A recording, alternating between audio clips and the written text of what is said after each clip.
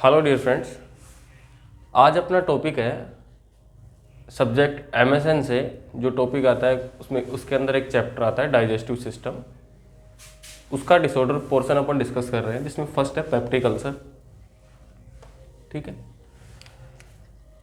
Peptic ulcer है जिसमें peptic का मतलब क्या होता है? पेप्टिक का मतलब होता है acidic medium.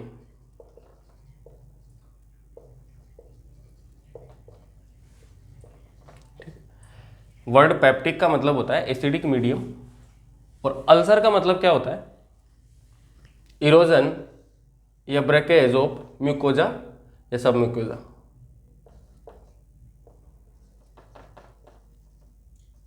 Breakage of mucosa या सब म्यूकोजा। मतलब वर्ड पेप्टिक का मतलब क्या हुआ? Acidic medium. और अल्सर का मतलब क्या हुआ? ब्रेकेज या इरोजन ऑफ म्यूकोजा या सब म्यूकोजा। ठीक है, अब अपन देख रहे हैं कैसे होता है ये अल्सर, कैसे होता है ये है ईसोफेगस, ये है स्टमक और ये है ड्यूडेनम। यहां पर स्फिंक्टर प्रेजेंट है और यहां पर भी स्फिंक्टर प्रेजेंट है। ये है म्यूकोजा, इनर लाइनिंग। ठीक है, तो यहां पर कौन सी म्यूकोजा हुई है? Oesophageal mucosa. और स्टमक के अंदर ये कौन सी हुई? Gastric mucosa. और ड्यूडेनम के अंदर ड्यूडेनल म्यूकोजा। ठीक है, स्टमक के अंदर कौन सा? स्टमक के अंदर पाया जाता है क्या? HCl। क्या पाया जाता है?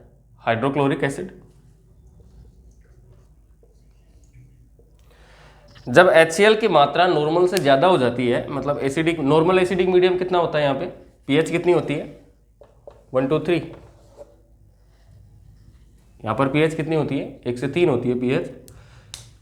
लेकिन एसिडिक मीडियम यहाँ पर फिर ज़्यादा हो जाता है, तो उस कंडीशन में क्या करता है ये HCl? इस म्यूकोजा को क्या करता है? ये ब्रेक करता है। कई बार तो ये सब म्यूकोजा को भी ब्रेक कर देता है। और जैसे कैंसर की केस आती है उसके अंदर ये मस्क्यूलरीज लेयर तक भी पहुंच जाता है। अपने को यहाँ देखना है, इसने यहाँ पर ब्रेक किया इस लेयर को, किसमें? स्टमक के अंदर। जैसे ही यहां पर HCl की मात्रा ज्यादा बढ़ी या इंक्रीज हुई तो उसने क्या किया? इस मेम्ब्रेन को ब्रेक किया। और इस पोर्शन को मैं बोल सकता हूं पाइलोरिक एंट्रम, लोअर पोर्शन है।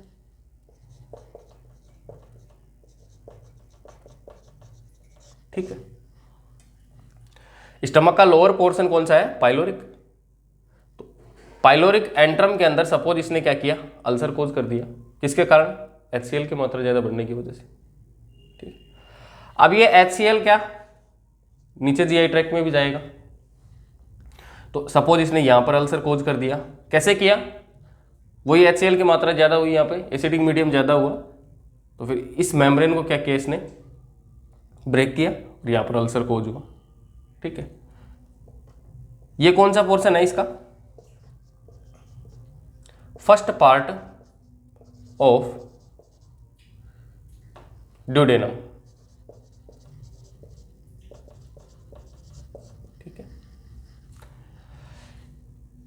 कई बार क्या होता है पेशेंट के गैस्ट्रिक ईसोफेजियल रिफ्लेक्स होता है।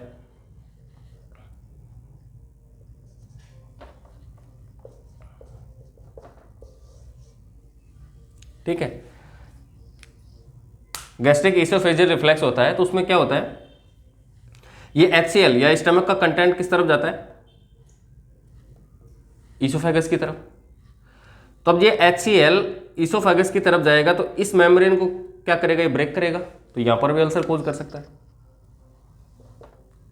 ठीक है, इसको क्या बोलेंगे? Oesophageal ulcer. तो अपन ने क्या देखा? पेप्टिक अल्सर अपन इसको नहीं बोलेंगे। पेप्टिक अल्सर का मतलब ये नहीं होगा कि यदि स्टमक के अंदर अल्सर है तो वो पेप्टिक अल्सर में काउंट होगा, नहीं। अपन स्पेशली ईसोफेगस के अंदर यदि अल्सर है तो उसको भी अपन पेप्टिक अल्सर नहीं बोल सकते। अपन तीनों को कंबाइंडली इसको क्या बोलेंगे, पेप्टिक अल्सर बोलेंगे। ठीक है, कैसे हुआ, क्या था इसके अंदर, ये इनर लेयर है, इनर लेयर को HCl की मात्रा जैसे जैसे ज़्यादा इंक्रीज हुई, इंक्रीज होने की वजह से क्या हुआ, इसने रप्चर किया, यहाँ पे ब्रेक किया, और ब्रेक करके क्या किया इसने, अल्सर कोज कर दिया। ठीक है, तो तीनों जगह पे ये अल्सर कोज कर सकता है। ठीक है, तो इसकी डेफिनेशन क्या बनेगी पेप्टिक अल्सर की,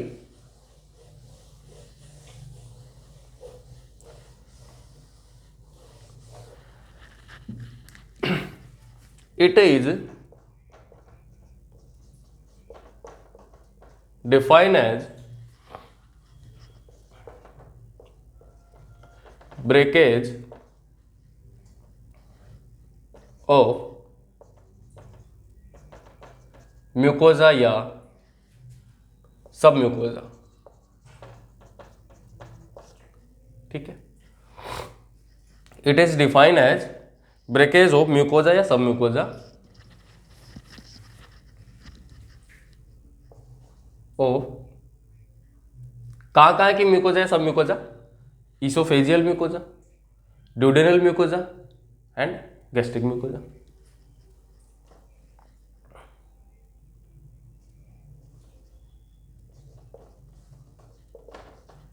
ईसोफेजियल या गैस्ट्रिक या ड्यूडेनल।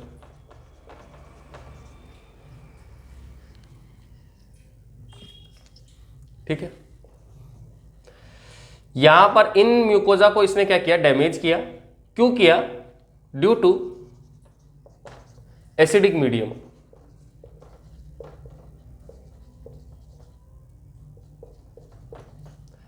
इसको अपन क्या बोलेंगे, peptic ulcer. It is defined as breakage of mucosa या सब म्यूकोजा ऑफ ईसोफेजियल, कौन कौन सी, ईसोफेजियल, गैस्ट्रिक या फिर ड्यूडेनल। ठीक है, इनकी म्यूकोजा को ये क्या कर रहा है, ये रप्चर कर रहा है और यहाँ पर अल्सर कोज कर रहा है। और ये अल्सर क्यों कोज कर रहा है, एसिडिक मीडियम की वजह से ये क्या कर रहा है, ये अल्सर कोज कर रहा है। ठीक है, नेक्स्ट है, कितने टाइप का होता है ये पेप्टिक अल्सर, कितने टाइप का होता है। अपन ने देखा ये ईसोफेजियल हो गया, गैस्ट्रिक हो गया या फिर ड्यूडेनल हो गया। देखे वन बाय वन।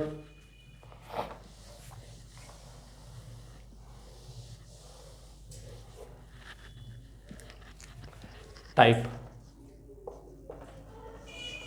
तीन टाइप हो गए। First one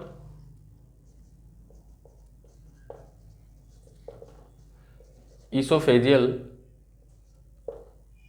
ulcer, second one gastric ulcer and duodenal ulcer. ठीक है, अभी अपन ने देखा कि पेप्टिक अल्सर कितने प्रकार का होता है, ईसोफेजियल अल्सर, गैस्ट्रिक अल्सर और ड्यूडेनल अल्सर। अब अपन देख रहे हैं कि इनके अंदर सबसे मोस्ट कॉमन कौन सी जगह पे होता है। अपन ने देखा अभी अभी ईसोफेगस के कौन से पोर्शन के अंदर सबसे ज्यादा ये अल्सर होने की संभावना है, लोअर पोर्शन के अंदर। कौन से, क्या, तो मैं कह सकता हूं लोअर पार्ट ऑफ ईसोफेगस। ठीक है, स्टमक के अंदर कौन से पोर्शन में होगा, पाइलोरिक पोर्शन में। तो मोस्ट कॉमन कौन से में होगा, पाइलोरिक एंट्रम में। और ड्यूडेनम के अंदर कौन से पोर्शन में होगा, ड्यूडेनम के अंदर होगा first part of duodenum, first part of duodenum. इसके अंदर सबसे ज़्यादा कौन सी जगह पे होगा? ड्यूडेनम के अंदर कौन से पोर्शन पे होगा? फर्स्ट पार्ट पे। और स्टमक के अंदर, पाइलोरिक एंट्रम के अंदर, एंड ईसोफेगस के अंदर लोअर पोर्शन के अंदर। ठीक है। नेक्स्ट इसके बाद में इनमें से मोस्ट कॉमन कौन सा है? गैस्ट्रिक अल्सर, ये मतलब ईसोफेजियल अल्सर मोस्ट कॉमन है, या गैस्ट्रिक अल्सर मोस्ट कॉमन है, या फिर ड्यूडेनल अल्सर मोस्ट कॉमन है? इनमें सबसे ज्यादा तो मोस्ट कॉमन दो ही है। कौन से? एक तो है गैस्ट्रिक अल्सर, एक है ड्यूडेनल अल्सर। और ईसोफेजियल अल्सर है जो रेयर है। ठीक है। मोस्ट कॉमन कौन सा है? सीक्वेंस देखें, सबसे पहले है ड्यूडेनल अल्सर। ठीक है। उसके बाद में है gastric ulcer, then oesophageal ulcer. Most common कौन से पोर्शन में होता है? ड्यूडेनम के अंदर। जीआई ट्रैक्ट में मोस्ट कॉमन ड्यूडेनम के अंदर होता है। ये इसका सीक्वेंस है। ठीक है। अब इसके बाद में देखते हैं इसका ईटियोलॉजी क्या होगी, या फिर इसका रिस्क फैक्टर क्या होगा।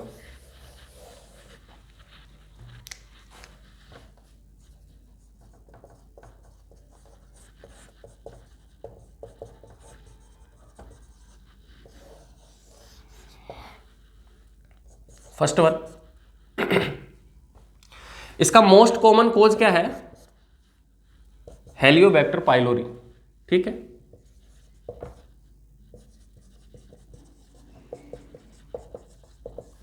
सपोज क्वेश्चन आ जाए कि पेप्टिक अल्सर का मोस्ट कॉमन कोज क्या है, जिसमें HCl की मात्रा इंक्रीज हो, मतलब एक ऑप्शन ये भी आ जाए, इंक्रीज सिक्रेशन ऑफ HCl। अपन ने HCl को देखा अभी, लेकिन इन दोनों के अंदर देखते हैं अपन, तो फर्स्ट चॉइस कौन सी जाती है? H pylori. ठीक है।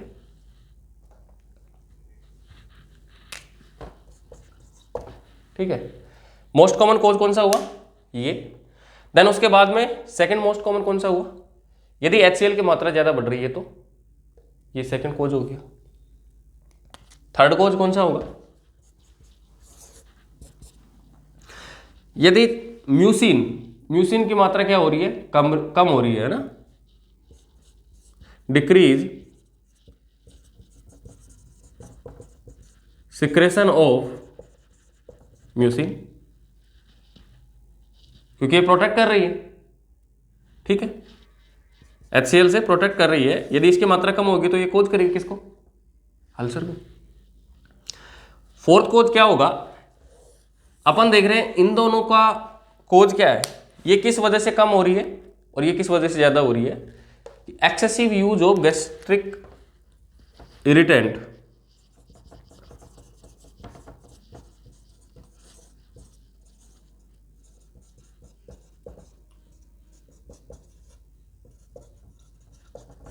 ठीक है। यदि एक पर्सन गैस्ट्रिक इरिटेंट का एक्सेसिव यूज कर रहा है, तो उस यूज करने की वजह से क्या होगा? HCl की मात्रा उसके अंदर ज्यादा होगी, म्यूसिन की मात्रा उसके अंदर क्या होगी? कम होगी। और म्यूसिन की मात्रा कम होने की वजह से क्या होगा? अल्सर कोज होगा। और वहां पर H पाइलोरी जो बैक्टीरिया है, हेलियोबैक्टर पाइलोरी जो बैक्टीरिया है, वो क्या करेगा? वहां पर अल्सर कोज करेगा, और ये लॉन्ग टाइम तक करेगा। ठीक है। मोस्ट कॉमन कोज कौन सा है? यही है। तो अपन ने क्या देखा? इसका ईटियोलॉजी या रिस्क फैक्टर क्या है? तो ये 4 रिस्क फैक्टर अपन ने या कारण देखा इसका पेप्टिक अल्सर का। इसके बाद में अपना कौन सा पोर्शन है?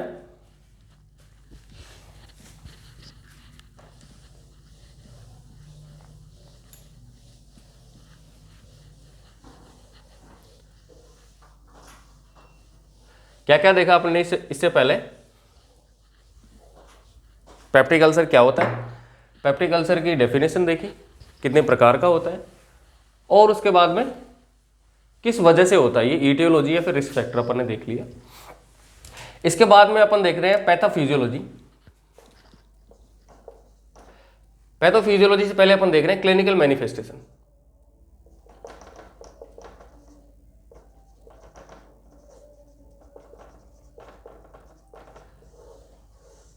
साइन एंड सिम्टम देखेंगे अपन इसकी। क्या क्या साइन एंड सिम्टम हो गए पेप्टिक अल्सर के? First one pain, second one bleeding,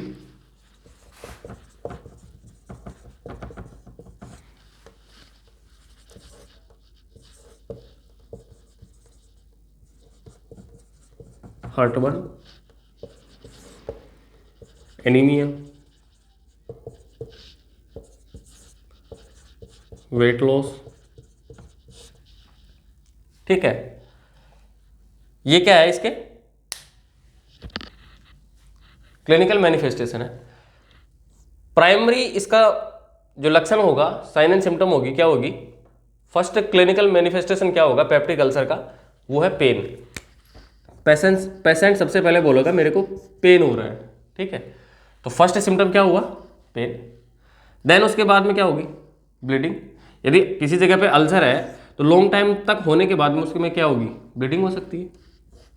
bleeding यहाँ पर दो प्रकार की होगी, कौन कौन सी? हेमेटोमेसिस। हेमेटोमेसिस मतलब वोमिटिंग के अंदर क्या है? वोमिटिंग के अंदर ब्लड आ रहा है, उस कंडीशन क्या बोलेंगे? हेमेटोमेसिस। नेक्स्ट मेलेना, मतलब ओल्ड ब्लड इन स्टूल। दो प्रकार की ब्लीडिंग होगी यहां पे, first one then second one. इसके बाद में हार्टबर्न, मतलब पायरोसिस। ठीक है, इसका मतलब क्या हुआ? पायरोसिस का मतलब क्या हुआ? हार्टबर्न। ठीक है, ये भी इसके अंदर होगी। नेक्स्ट, यदि लॉन्ग टाइम तक ये कंडीशन हो रही है तो उस पेशेंट के अंदर क्या होगा? एनीमिया होगा। एनीमिया होगा तो क्या होगा? वेट लॉस होगा। ये है क्या? साइन एंड सिम्टम या फिर clinical manifestation of peptic ulcer. ठीक है, इसके अलावा अपन इसको पेन को देख रहे हैं। मोस्ट कॉमन कौन सी जगह पे पेप्टिक अल्सर सबसे ज्यादा हो रहा है? गैस्ट्रिक अल्सर और ड्यूडेनल अल्सर, दो जगह पे सबसे ज्यादा हो रहा है। तो उसी के रिगार्डिंग अपन देखेंगे पेन को। कैसे?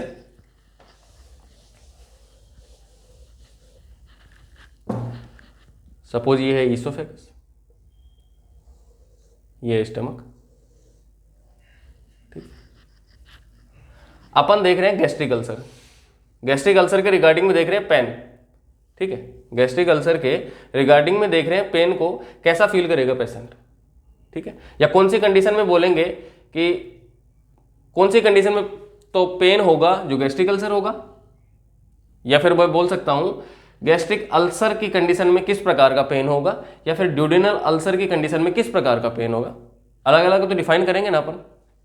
देखें, गैस्ट्रिक अल्सर की कंडीशन में सबसे पहले तो लोकेशन क्या होगी? इसकी लोकेशन होगी लेफ्ट अपर क्वाड्रेंट। ठीक है, कौन सी जगह पे? इस जगह पे। ये क्या होगी? इसकी लोकेशन होगी। ठीक है, नेक्स्ट ये है इनर लेयर, ये है स्फिंक्टर। ठीक, ये ईसोफेगस। अपने को देखना है ये स्टमक। मैं मान रहा हूं ये कौन सा पोर्शन है? लोअर पोर्शन है बोले तो पाइलोरिक एंट्रम है। यहां पर क्या है? अल्सर है। पेशेंट के यहां पर अल्सर है। नॉर्मल कंडीशन में HCl का सिक्रेशन होता रहता है। जब पेशेंट खाना नहीं खाए उस कंडीशन के अंदर भी क्या होगा? HCl का कम मात्रा में सिक्रेशन तो होता रहता है। ठीक है, तो वो HCl कम मात्रा यहां तक नहीं पहुंच पाती। ठीक है, जब पेशेंट का पेट क्या है, स्टमक क्या है, खाली की कंडीशन में है या फिर उसने खाना नहीं खाया है उस कंडीशन में है, इम्पटी है, तो उस टाइम भी HCl का सिक्रेशन तो होगा। अब वो HCl इतनी मात्रा में नहीं सिक्रेट होगा कि यहां पर इसको अफेक्ट कर सके, तो यहां पर नहीं पहुंच पाता। इसीलिए मैं बोल सकता हूं कि यदि पेशेंट का पेट खाली है तो उस कंडीशन में इसको पेन नहीं होगा। क्या होगा?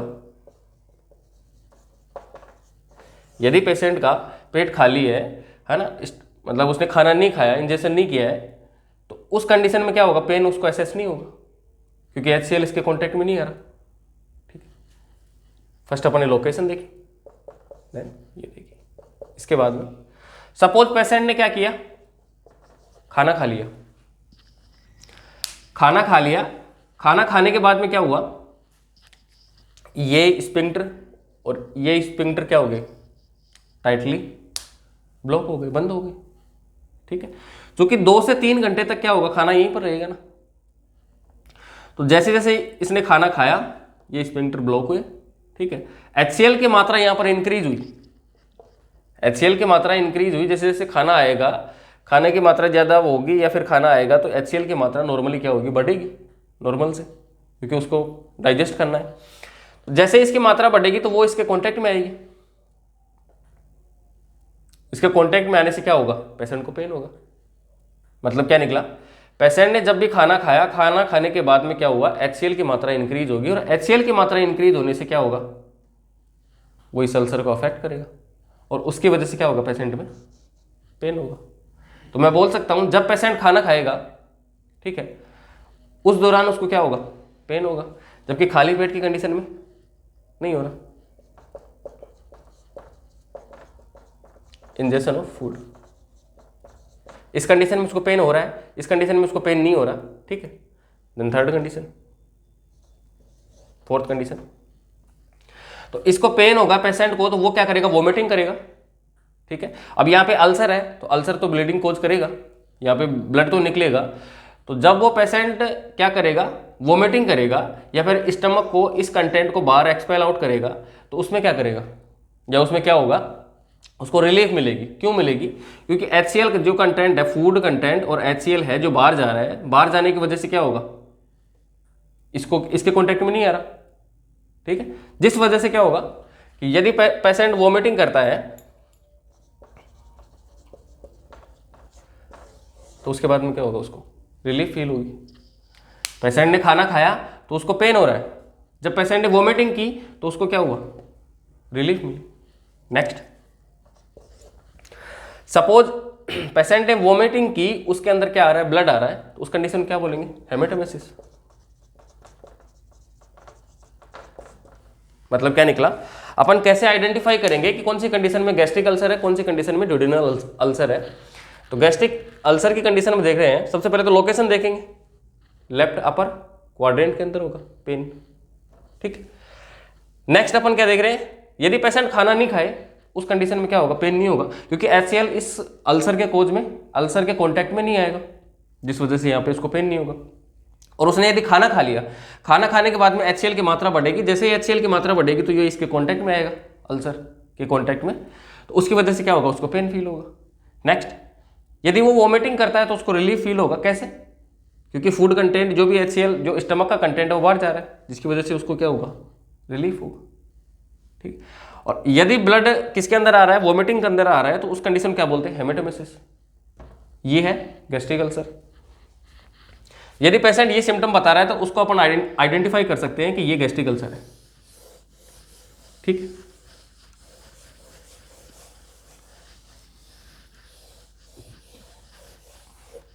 नेक्स्ट दूसरी कंडीशन कौन सी है, ड्यूडेनल अल्सर। इसमें क्या होगा, ड्यूडेनम के अंदर क्या है, अल्सर है। सपोज ये इसकी इनर लाइन है, ये स्फिंक्टर है, और यहां पर क्या है, अल्सर है। फर्स्ट पार्ट के अंदर, कौन से के, ड्यूडेनम के फर्स्ट पार्ट के अंदर क्या है, अल्सर है। नॉर्मल कंडीशन में HCl क्या हो रहा है, फॉर्मेशन हो रहा है यहाँ पे। इसके अंदर सबसे पहले देख रहे हैं लोकेशन। तो यहां पर पेन पेशेंट कहां पर बताएगा, एपिगैस्ट्रिक रीजन में। कौन से में, यहां से इस रीजन में, इस रीजन में पेशेंट बताएगा कि उसको पेन हो रहा है। एपिगैस्ट्रिक रीजन में क्या बताएगा कि पेन हो रहा है उसको। ठीक है, नेक्स्ट,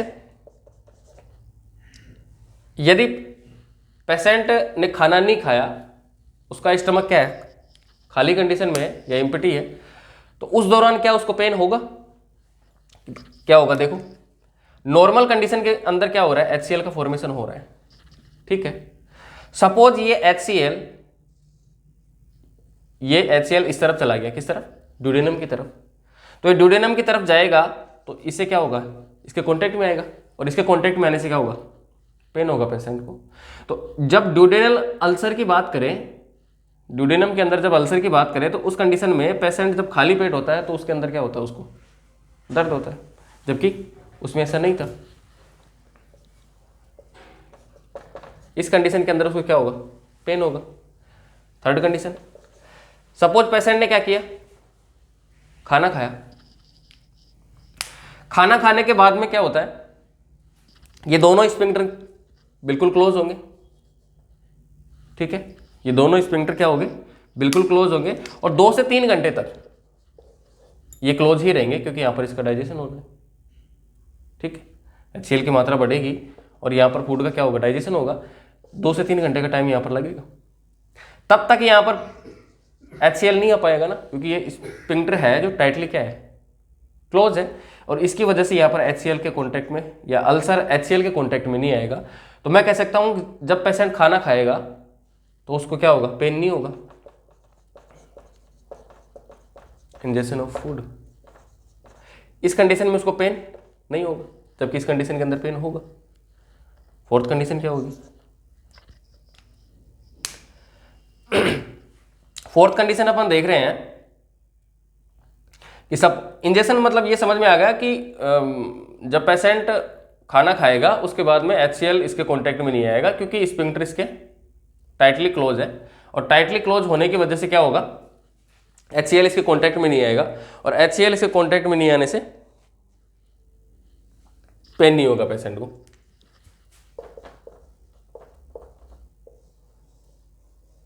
ठीक है,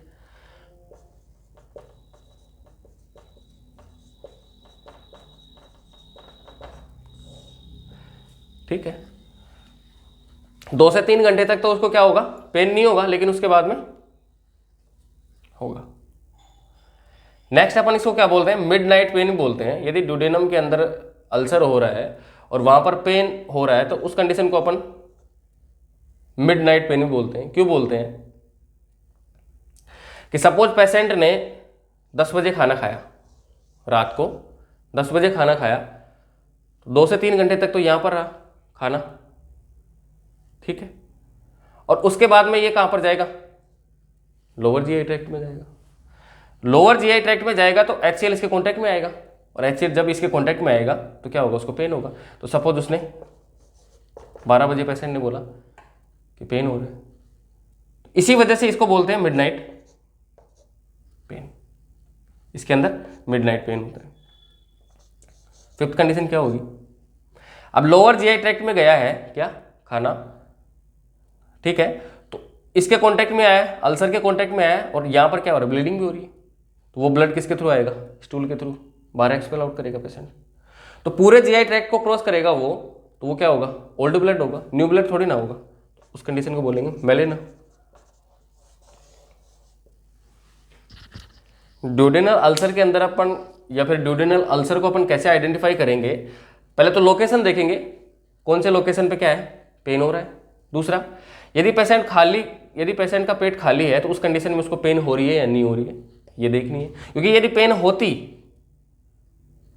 हो रही है इसके अंदर तो यही होगा, और पेन नहीं होती है तो अपन क्या करते, गैस्ट्रिक अल्सर, ठीक है। और जब खाना खाएगा तो उस कंडीशन में उसमें तो पेन हो रहा था, जबकि इसके अंदर पेन नहीं होगा, क्योंकि टाइटली क्लोज है, यहाँ पर HCl नहीं जाएगा। और इसको मिडनाइट पेन क्यों कहते हैं, उसका कारण ये था क्योंकि 2 से 3 घंटे तक यहाँ पर क्या होगा, खाना रहेगा, ठीक है। उसके बाद में जब ये लोअर जीआई ट्रैक्ट में जाएगा तो HCl इसके कांटेक्ट में आएगा, तो इसके कांटेक्ट में आने से पेन होगा। टाइम की वजह से इसको बोल रहे हैं, ठीक है। और मेलेना है वो क्यों बोल रहे हैं, क्योंकि ओल्ड ब्लड होगा किसके अंदर, स्टूल के अंदर, उस कंडीशन क्या बोलते हैं, मेलेना। ये है क्या, क्लिनिकल मैनिफेस्टेशन।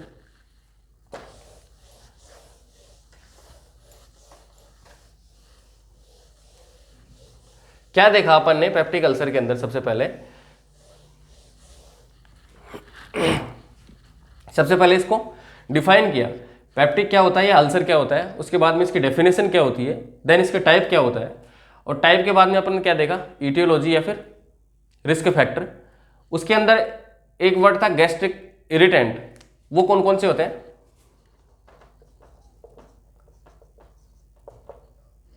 गैस्ट्रिक इरिटेंट कौन कौन से होते हैं, जैसे कि अल्कोहल, स्मोकिंग,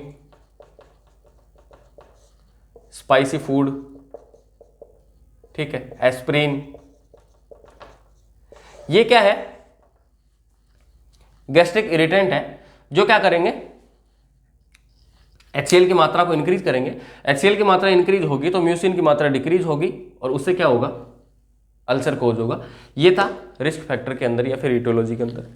इसके बाद में अपन ने क्या देखा, क्लिनिकल मैनिफेस्टेशन देखा, ठीक है।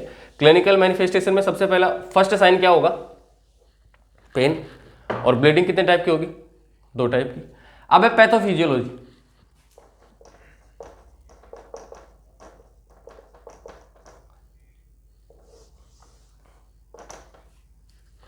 बेसिकली ये अपने पहले शुरू में डिस्कस कर लिया है कि कैसे कोज होता है पेप्टिक अल्सर। जब पेशेंट गैस्ट्रिक इरिटेंट की मात्रा क्या करेगा, इंक्रीज करेगा अपने फूड में या फिर अपनी लाइफ स्टाइल में, तो उसमें क्या होगा, गैस्ट्रिक इरिटेंट ज़्यादा होंगे तो उससे HCl की मात्रा क्या होगी, HCl की मात्रा ज़्यादा होगी, और HCl की मात्रा ज़्यादा होगी तो म्यूसिन की मात्रा क्या होगी, कम होगी। जब म्यूसिन की मात्रा कम होगी तो क्या होगा, इनर लेयर है वो ब्रेक डाउन होगी, म्यूकोसा क्या होगी, ब्रेक डाउन होगी, ठीक है। और म्यूकोसा ब्रेक डाउन होगी तो उसका मतलब आगे क्या हुआ, उसने क्या कोज किया, अल्सर, और वो अल्सर कौन सा होगा, पेप्टिक अल्सर। कोई सा भी हो सकता है, पेप्टिक अल्सर बोले तो ईसोफेजियल अल्सर भी हो सकता है, गैस्ट्रिक अल्सर भी हो सकता है, या फिर ड्यूडेनल अल्सर भी हो सकता है, ठीक है। सपोज ये अर्ली इसको ट्रीट नहीं करेंगे तो ये कैंसर में भी चेंज हो सकता है, ठीक है। तो अपन ने आज पैथोफिजियोलॉजी तक देखा है, यहाँ तक देखा है इस डिजीज को, ठीक है, पेप्टिक अल्सर को। इसके बाद में अपन क्या देखेंगे, सेकंड अपना जो लेक्चर आएगा उसके अंदर इसकी डायग्नोसिस क्या होगी, ठीक है। उसके बाद में इसका मैनेजमेंट क्या होगा, ठीक है, मेडिकल मैनेजमेंट क्या होगा, नर्सिंग मैनेजमेंट क्या होगा, जैसे मेडिकल मैनेजमेंट क्या होगा, नर्सिंग मैनेजमेंट क्या होगा, या सर्जिकल मैनेजमेंट क्या होगा, एंड इसका कॉम्प्लिकेशन क्या होगा, ठीक है।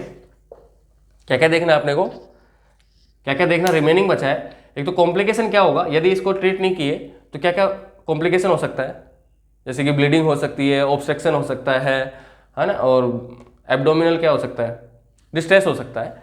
ये कंडीशन अपन कल डिस्कस करेंगे या फिर नेक्स्ट लेक्चर में करेंगे। उसके बाद में डायग्नोसिस करना है, देन मैनेजमेंट करना है, फार्माकोलॉजिकल या फिर मेडिकल मैनेजमेंट क्या होगा, नर्सिंग मैनेजमेंट क्या होगा, एंड सर्जिकल मैनेजमेंट क्या होगा, ठीक है। Thank you.